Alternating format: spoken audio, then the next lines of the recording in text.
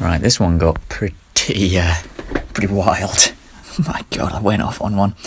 I actually had one of those weird moments where you think you're making a breakthrough in the right way, but then I realised my folly ollie, and I had to take back almost everything I said and then double on down on the negative side of things. Anyway, I'll just do it in the correct order. So I've already premised it with I take it all back in the end, but this was my original plan.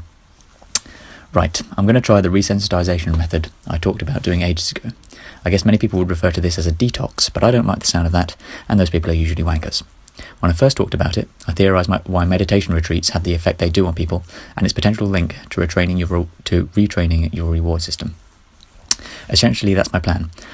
I'm going to stop doing anything that would traditionally provide a dopamine spike, which for me is probably just sugar, YouTube, and other forms of video media and porn. Meditation may play a role, but I've not had any success with that in the past. Who knows? Maybe my brain will get so bored that it can't help but get interested in it. I think my previous reaction to this was a variation of, I shouldn't have to do this. It requires effort, whilst being dead requires no effort at all. However, clearly I'm having some difficulty getting dead. So maybe the effort required to become dead is less than the effort required to retrain the reward systems. I guess I'll have to fill the time with reading and all that. The one resentment I can't shift is that eventually a job of any description will be required, and if I can't think of anything I'd want to do, then I'm still kind of screwed. Hey-ho, I'll think about that when I get there, I suppose, and maybe by then I'll enjoy stuff enough for it to justify working. It's been less than a minute, and I already feel a very strong urge, more as if it's what I should be doing, to be watching a YouTube video. Same goes for the sweets on my bed. Hopefully soon I'll pick up a book. I think I'll allow podcasts, especially Sam's ones, because I do find those intellectually stimulating, and there's something I would want to listen to. Although I'll try to refrain from just downloading old ones to listen to over and over. I think the way I'll track this is by assessing the comparison to whether I'd be better off not existing, whilst not forgetting the effort it would take to actually become dead. The current status, well, this was yesterday obviously, I'd be less dissatisfied, whoa, careful there Buddha, if I was dead, but I lack the effort to get myself there. So that was the first little thing that I wrote and have now said. Every quarrel I have raised against existence that doesn't directly link to positive subjective experience crumbles when it collides with it. My reluctance to live in light of the fact that I may not ever be as interested in the things I would like to be interested in is only relevant if this is truly obtrusive to my ability to enjoy life.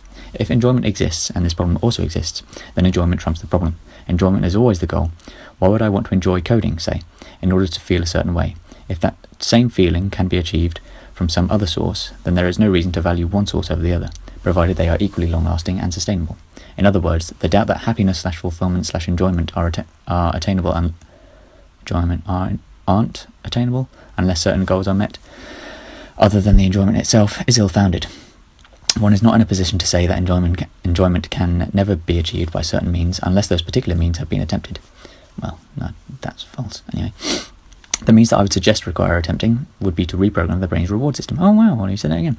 Through effectively cognitive behavioural therapy, but my own perverse form involves restricting all things which give an unsatisfactory dopamine rush, like non-stop YouTube videos, constant consumption of sugar-filled foods, namely sweets and hot beverages, porn, and presumably video games, and also alcohol.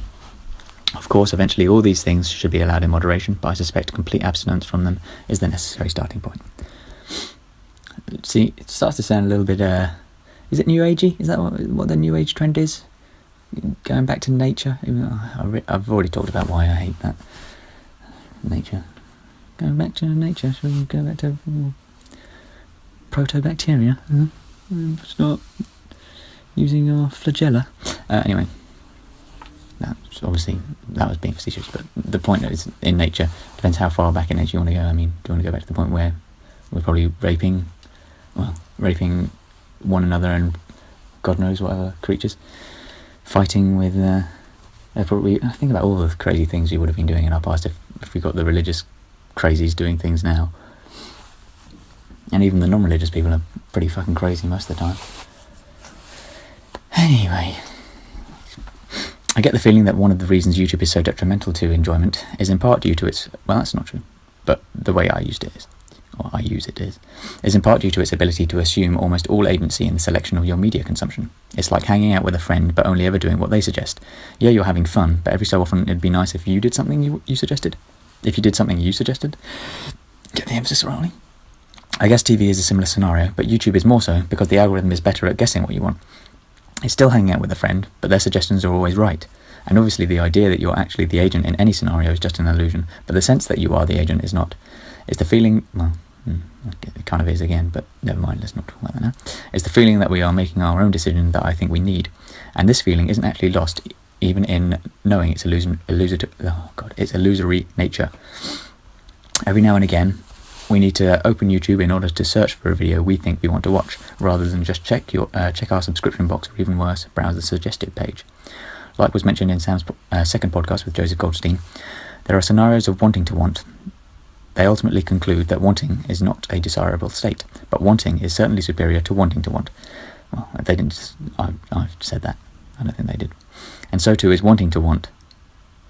And so too is wanting to want less undesirable than wanting to want, which is what YouTube's algorithm elicits.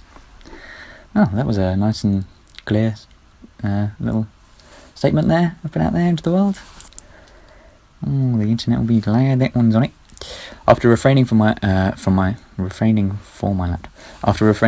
laptop for some time, and allowing myself to one of Sam's old podcasts, the David Deutsch one, which is certainly one of my favourite of mine, which killed over an hour. You really this was just after I'd started not doing any of the dopamine things. I think I just sat around for about half an hour, staring at the wall. You really start to realise the difficulty of attempting to remove such an integral part of your life so abruptly. Simply what do I do in this time, other than open up YouTube and let it suggest infinitely many things to me?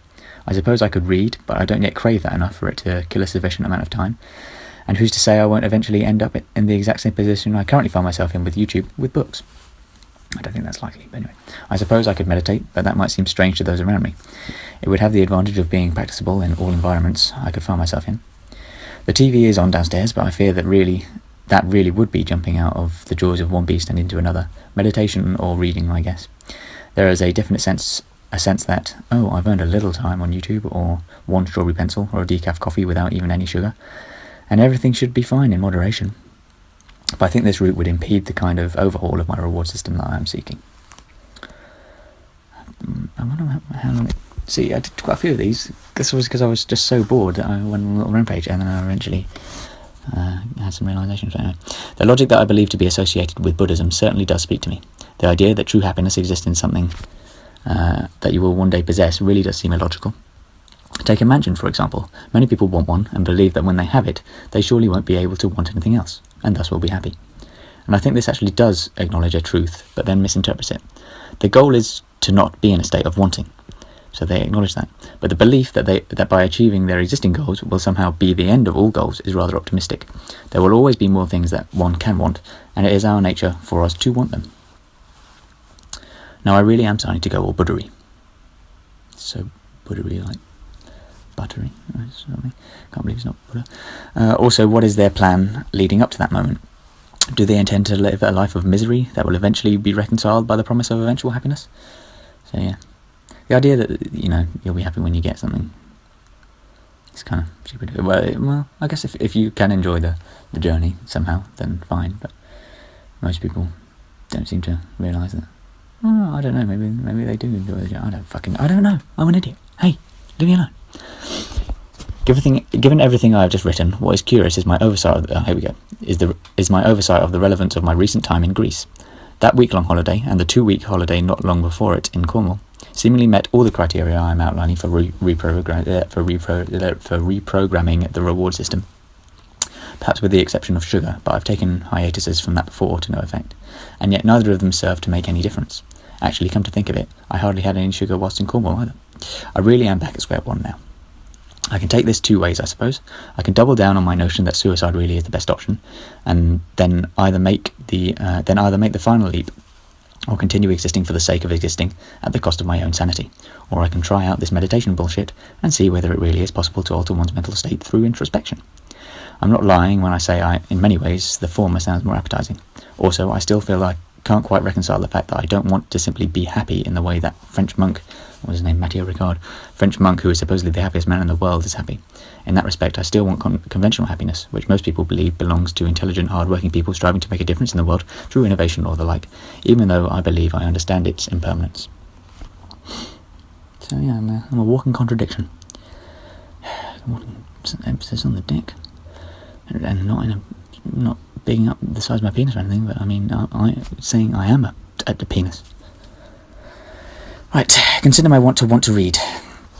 I want to read so that I enjoy reading enough to do it often enough to become intelligent enough to create something capable of making a positive impact on enough conscious beings in the future to allow me to believe that I have achieved something so that I can feel happy. Quite a long-winded process there. But would that final step be real happiness? Even if it were, I struggle to picture it as being little more than fleeting. The real happiness in that story would most likely be the reading part, and only that would be so because I've said it would have the enjoyment component, which is the very thing I'm lacking in the first place. But if this is true, then the content around which the enjoyment is centered doesn't matter a whole lot. I could just as easily desire to enjoy filling out Excel spreadsheets or stacking shelves at Tesco. Unfortunately, the problem arises in trying to make this desire into a reality. I have no doubt that filling in spreadsheets would bore the life out of me, even if it did pay the rent. Clearly, what I think I'm lacking is the drive that allowed people like Tesla to pursue highly admirable endeavours at little to no expense. In fact, quite the opposite. At little to no expense, in fact, quite the opposite of their enjoyment of life. Tesla never had to make himself learn physics. Feynman never saw physics problems as a chore. It's that kind of thing. It's just it is an alignment between the things you enjoy and the things which benefit the world, I guess. It's also in alignment with something else. Well, it's more in alignment with things you enjoy and the things you want to enjoy. My attempt to disprove the idea that everything is conscious. Oh, this was rubbish. It disproves itself. I can't bother to go into that one. But yeah, so this is the state I find myself in a state of constantly questioning myself over. You see, you go from one extreme to the other. So subjectively, everything anyone ever does is done in an effort to make themselves feel a certain way. I really struggle to think of anything anyone would ever do with the sole intention of making themselves feel worse than they could, unless even, I imagine some people do. Like maybe you try to posit. I'm not sure that's the right word, but say that masochists fit into that category. But even that makes them feel a certain way that they want to feel. They want to feel being dominated to some extent, because they obviously, presumably they get some kind of sense of the other person's enjoying it, or the sadist in that scenario would be enjoying it, or they deserve it, or everything is done because it's achieving it's God, fucking hell, can I just use words that actually make sense?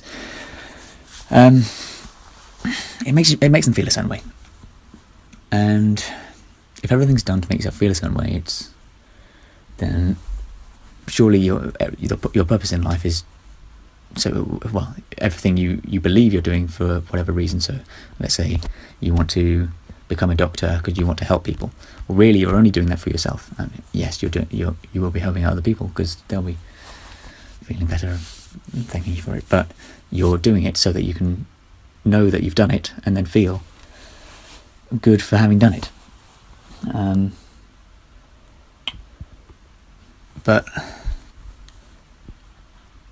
then once you learn that, you get the feeling or the sense that you should be able to kind of override that feeling and then just go straight for the enjoyment aspect, straight for the feeling good part, because there's no guarantee that you're always going to be able to get that right, really, or at least that's what we're trying to do. So that's what I kind of tried to do there, tried to work out what I actually enjoy, and I think I came up empty. Couldn't think of anything. Kind of fucked, didn't it? Kind of fucked that. So if there really is nothing you can enjoy, then and then you start to realise the relationship between that and our reward system. So effectively, the reason we do that is to feel a certain way, but the thing that determines whether we feel that certain way is our brain's reward system. So, only if only a psychopath who who literally cannot care about other people will never want to save other people's lives, really, unless it really is an instant benefit to themselves. Or maybe psychopaths just understand it a bit better. Maybe they just realise they know their own reward systems. I don't know. I had something else I was going to say there. I've completely I've gone off track. This is why it helps to have written it down, and only about a year in between each thing that connects to the last one. Come on, Ollie, get your brain in gear. What were you thinking?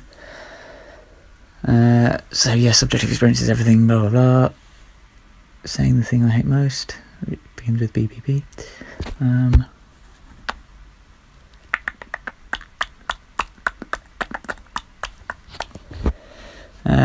I mean, the whole Buddha thing's kind of interesting. I mean, if you could, I hate the religion aspect of it.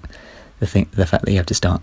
Well, you don't have to start, but the idea that any of the things you realise about your own mind tells you there's some kind of afterlife which you supposedly never remember, and therefore even if it did exist then it wouldn't matter.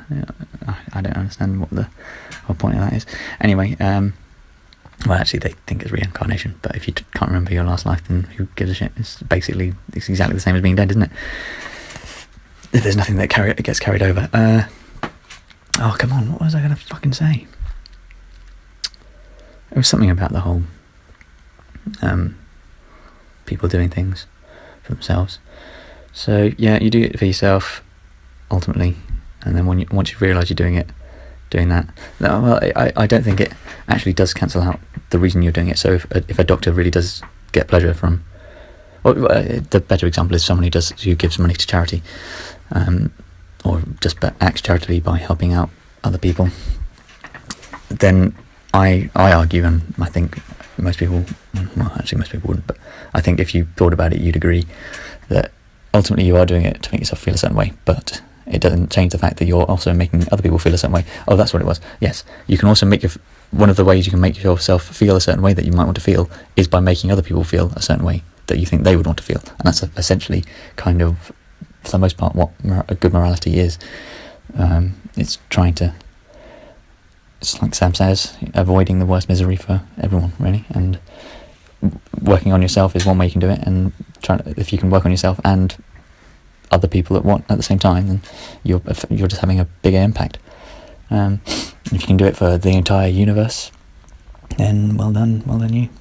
But this is essentially the logic I followed that led me to the conclusion that the ultimate goal is kind of the I remember what I called it. I called it a Groundhog moment, not a Groundhog Day moment or whatever. I was trying to remember it as Groundhog moment, and it's not a very good name for it.